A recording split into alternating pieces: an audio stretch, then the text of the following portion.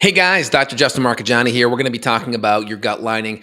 How do you heal it if it's inflamed? If you have gastritis, if you have inflammation, if you have leaky gut, how do you heal that? We're going to talk about kind of the root cause and what's happening underneath the hood physiologically. Before we do, please smash that like button. Really helps the search algorithm. Make sure you hit the bell so you get notifications down below of future content coming your way, as well as live videos where you can kind of engage with me like you are now. So first off, let's kind of dive in. So we have kind of our gut lining in our stomach. That's our gastric tissue. And then we're going to have our mucosal lining in the small intestine. And so the stomach, the main job of the stomach is to produce a bunch of acid. That acid is going to activate a lot of proteolytic enzymes.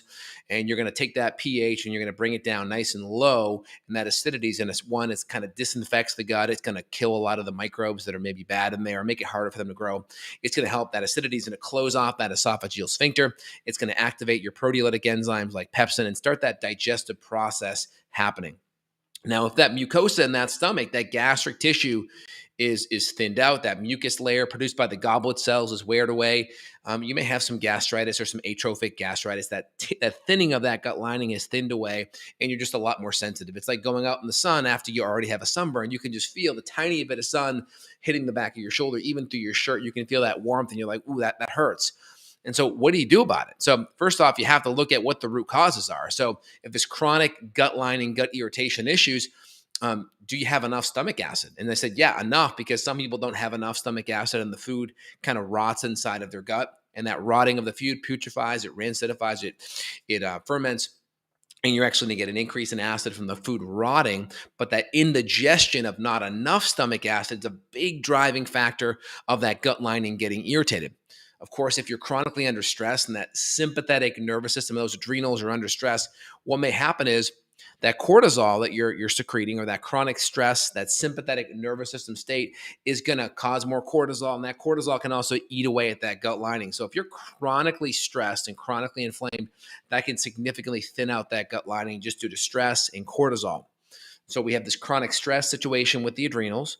We have potential inadequate levels of stomach acid. And thus, if we have low stomach acid, guess what? We're probably also going to have low enzyme levels too, because we need hydrochloric acid to be able to activate our enzymes. And then outside of that, food allergens. So if we're eating a lot of chronic food that's inflammatory, whether it's processed sugar, refined grains and flours, excess omega-6 fatty acids, gluten, all that junk, right?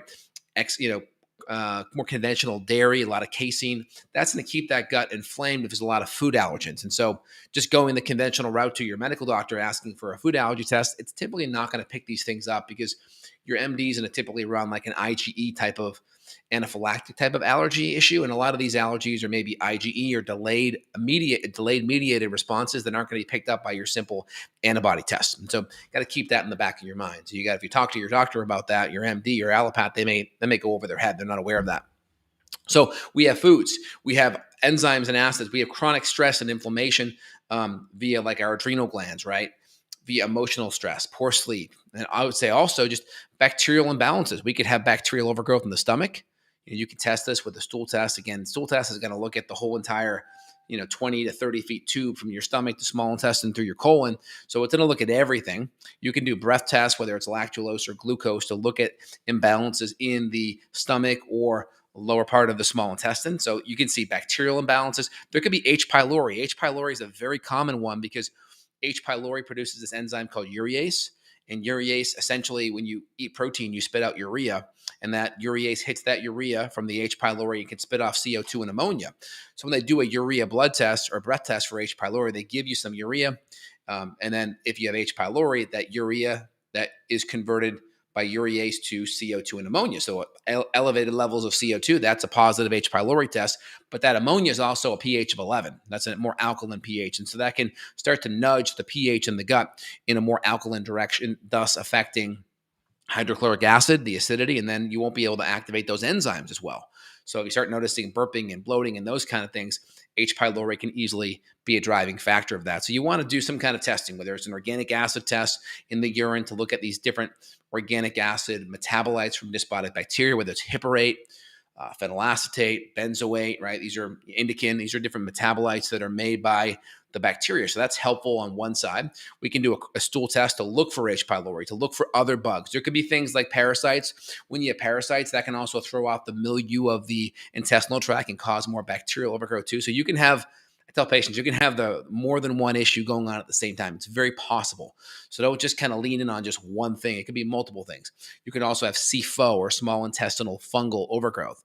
Fungal overgrowth like candida, right? You see SIBO, like bacterial overgrowth too. So you can have bacterial imbalances, fungal imbalances, H. pylori, parasites. You can have the gamut. So you got to look at everything holistically. Don't get kind of attached to one thing. Have an open mind and look at everything, big picture, broad overview is a better way to look at it.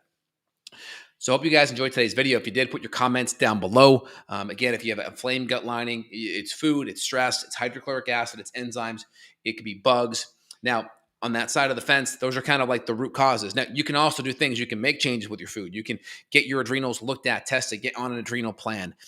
Part of the adrenal plan is sleep, is hydration, is good blood sugar between meals, getting your blood sugar right, not over-exercising. These are helpful things. Now, on the gut lining side, there's nutrients you can do to kind of help soothe that gut lining. My GI Restore product, I kind of formulated some of those in there. I'll put a link down below. You can look at that. But GI Restore has glutamine. That's usually a pretty good compound. Aloe, DGL, licorice can be great. Zinc.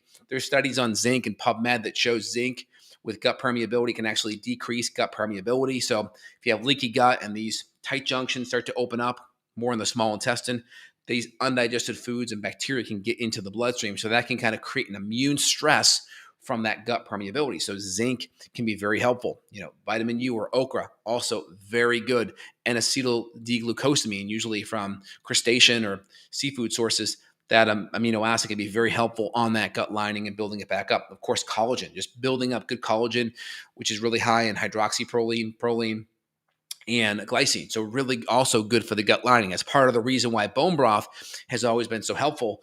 Many people recommend, especially on the GAPS diet, for kind of helping to build up that gut lining. Also, I'm a big fan of ginger tea. So we'll juice ginger, a couple pieces of ginger, mix in about 12 or 16 ounces of hot water, and we'll add some tablespoon of Manuka honey with a half a lime in there. That can be very soothing on the gut lining. So I hope you enjoyed today's info. We'll put links to products that I recommend and use with my patients down below. So if you want to see that, you can. And if you want to reach out to someone like myself, my staff and colleagues are available. There'll be a link down below where you can reach out worldwide if you want to get functional medicine support to kind of help you guys out. I'm here for y'all. All right, guys, have an awesome day. I'll jump on a couple questions here, and you can chime in as well. All right, great. You're definitely chronically stressed, massive panic attacks outside of adding HCl and working on lowering stress. What can you do to help the lining where there's coughing fits? Well, it depends. If you're coughing a lot, I would look at bugs up in the upper sinus area. So you can take NaC to kind of drain things out and dry things out mucus-wise, but I work on really that good sinus flushing and use some Xlear spray as well. That can be very helpful. Outside of that, using something like my GI Restore with the good glutamine and DGL, maybe even some of that ginger tea can be great. Good food sources of glutamine. Glutamine is going to be in a lot of muscle meats. It's really not about the food, because it's about having the amino acid in its free form. It can be very therapeutic. So you'd want it in a powder form so you can just kind of have that gut lining. Because when your gut's inflamed, there's a lot of energy that goes into breaking down protein. And so the goal is, if your gut's inflamed, I want to give my body that amino acid without any stress of breaking it down. So this is where having amino acids in that free powder form is just a much better way to do it. But glutamine will be in a lot of muscle meat, so you'd get a lot of it there. So any type of animal product. If not, you would go and use the amino acid form. Great question. What do you recommend for someone who's sensitive to ginger tea? I would just use amino acids instead. I would use either collagen or bone broth, or I would do glutamine instead. I would look at some of those things, or even just maybe some aloe juice. George's Always Active Aloe is a good aloe juice that you can do that's pretty clean as well. When can you know you're taking too much HCl? If you have any warmness or burning, that's a pretty good sign that that's a problem. I always say start low, work your way up. Again, just because you can't tolerate HCl doesn't mean it's bad for you. I would just lean into more enzymes. And if you can do, let's say, a little bit of apple cider vinegar or lemon juice, start low and kind of work your way up. Hope that makes sense for you guys. Good questions. Okay, awesome. Ever since I'm getting L-glutamine and collagen, I have more cramps. Yeah, if you're noticing more cramps since then, I'm not sure if that would be a driving factor because almost always cramps are going to be more electrolyte driven. So I would just add in more potassium and magnesium and make sure you're getting enough good sea salt as well. That's usually a good kind of first thing out of the gates. Excellent. All right. Any other questions, guys? Feel free and let me know. If not, I hope you guys enjoyed today's video. Put your links down below. I appreciate it.